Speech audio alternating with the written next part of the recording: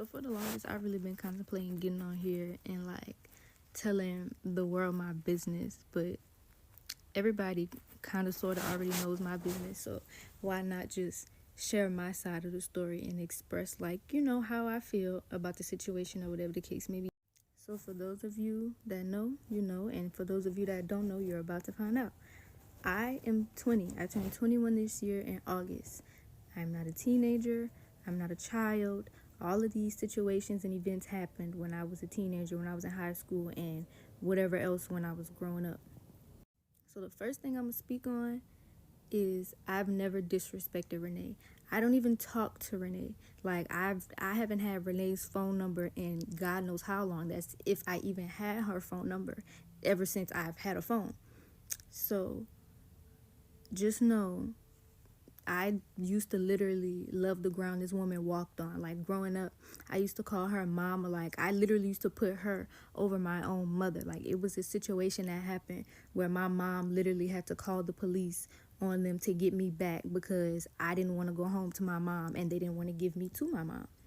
And I play about a lot of things, but I don't play about my mama. Like, she has never been no bitter baby mama. Like, she has never been the one to feed me lies and negativity about my father.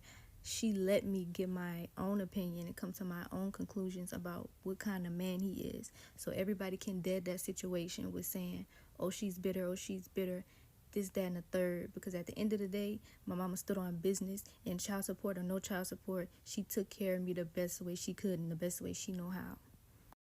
And with all that being said, as a teenager growing up, you start wanting to do your own thing. So yeah, I didn't want to spend time with them, and yeah, I wasn't coming over as often as I used to or at all, simply because of the fact that why should I have to do an activity with a bunch of other people? And I'm not saying a bunch of other people like, my siblings or nobody, because at the end of the day, I love them with my whole heart, and I be wanting to reach out to them and talk to them, but if I can't get through to them, and I've expressed to my father many of times, like, you have my number, you can give them my number, they can talk to me, they can call me, like, I want to talk to them, I want them in my life, like, I'm their big sister, I want them to know who I am and be a part of my life. But at a point, it gets to be like, okay, well, when can I spend time with my father one-on-one by myself? Oh, and I also forgot to mention, like, every conversation that she has brought to the internet pertaining to like something that me and my father have talked about, it was a phone conversation between me and my father.